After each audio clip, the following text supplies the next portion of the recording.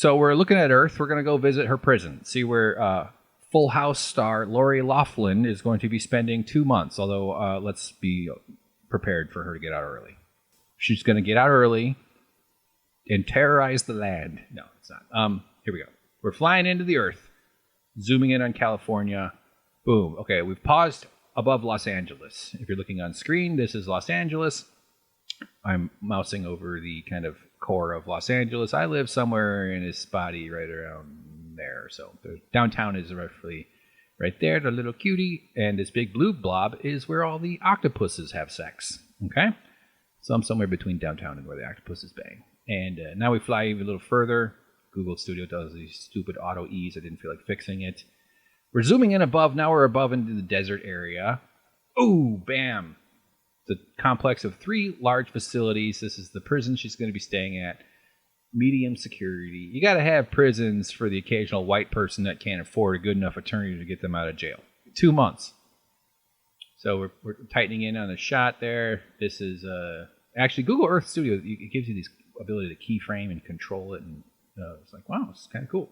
So there's a big yard. You can see, maybe you could picture Andy Dufresne and Morgan Freeman playing a game of catch, picking up a piece of shale, carving chess pieces, perhaps, swimming through a pipe, maybe, to freedom. And we're zooming past the rest of the prison here. It's a big yard. There's lots of big buildings. It's kind of hard to see. But now we're in the sports complex. There's 2 baseball fields. Looks like a soccer field. There's 4 basketball courts.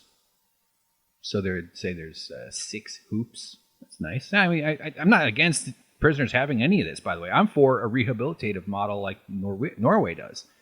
I don't want punishment-based prison because I give a shit about the next victims. I want to rehabilitate not just the person, but rehabilitation is also a way of protecting the next victims.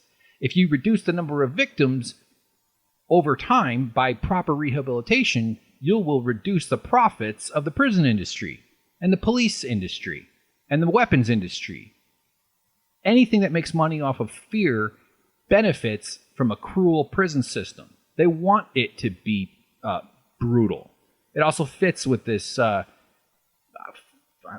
fair to the 4th century folks, but with this 4th century mindset of torture and punishment for any wrongdoing. Even murderers and stuff. Protect society by exiling them and not exiling them, but excluding them from society when people are truly dangerous. But I'm for prison abolition in general. That is to say, develop a society where you have no need for it whatsoever. But meanwhile, we should do rehabilitative prison, which would be a process towards abolition.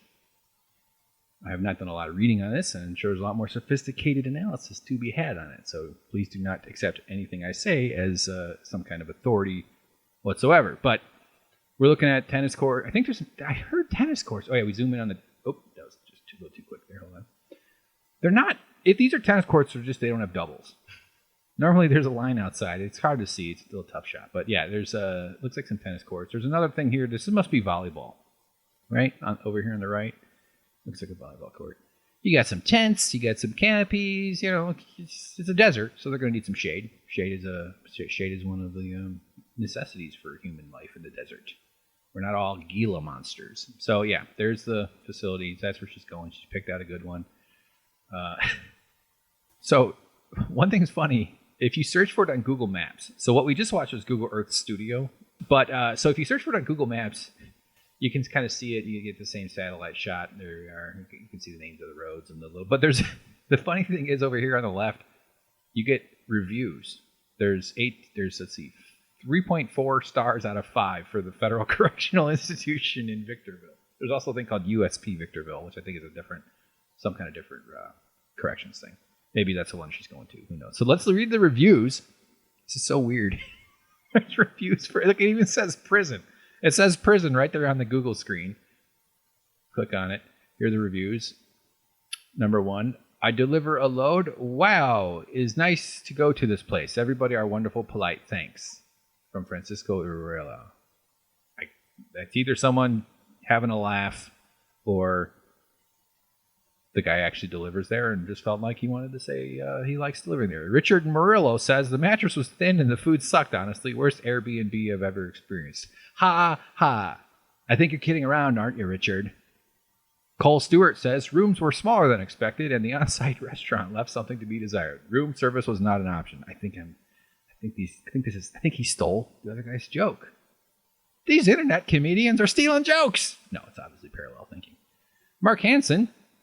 Awesome. Good food, great weather. 5 stars, by the way. Room was a little small and my roommate smelled funny. The chocolates on my pillow at night weren't chocolates. See? There's a decent joke. I bet they were mint. They were probably mint. Let's read the other reviews. There's fucking reviews for prisons. I mean, why not? I suppose if I were on my way to prison, when I research a new woodworking tool, I will definitely look up the reviews and just kind of, how the hell do I get back to this shit? Where's the other screen? There it is. Okay. This one has 4.2 out of stars. I'm not going to read all 18, but we'll just scan it a little bit. Okay, someone says, I've spent my whole life defending police officers. More than once, I have silenced a person who refers to the cops with bad taste nicknames. I always say they're just doing their job. But now I do not know what to think. Oh my God. This is a huge... Oh, Jesus Christ. All right, let's go for it. All my life, I thought that police worked for the people, and that is why it has some kind of power over the population. However, this power has a limit. Today, 2:19 in the morning, around 11 a.m., I went to visit my father at this prison. They called my name to get in. As usual, they turned to see what I was wearing. As usual, I wore my jeans from work, since after that, I will work. They saw me... God, you gotta go see your dad and go to work, man. They saw me and asked me, are they jeans? And I answered yes. I always wore those same ones.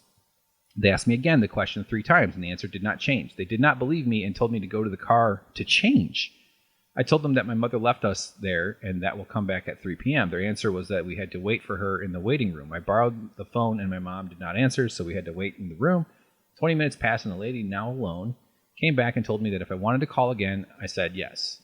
Asked me that if... Okay, just a little confused. Asked me if I wanted to call again. I said yes. My mother answered me and said that she was going to arrive in 30 minutes. The lady asked me to start walking, to which I replied, I'm going to wait half an hour in the waiting room, and if she doesn't come, I will leave.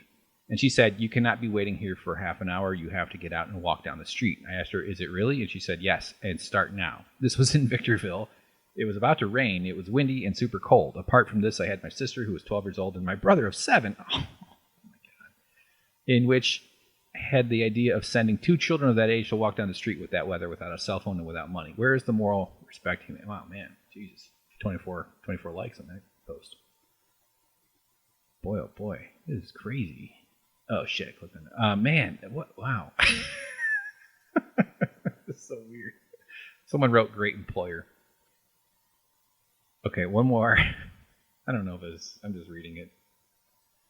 I spent 12 years in this lovely facility for pirating a Gwen Stefani song. What?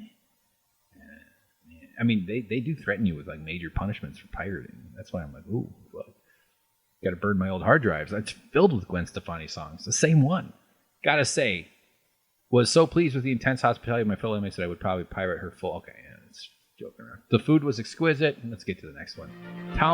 Next paragraph. Tomfoolery was common among my fellows, and I've never felt more alive. All right. Ha ha ha. We get it. Everybody's a joker. Well, the one complaining about being kicked out and forced to walk before their ride showed up, that sounds real. That one was probably. Well, this is a weird podcast. Yeah, so that's where the Full House lady is going to go live, and we'll see how it goes.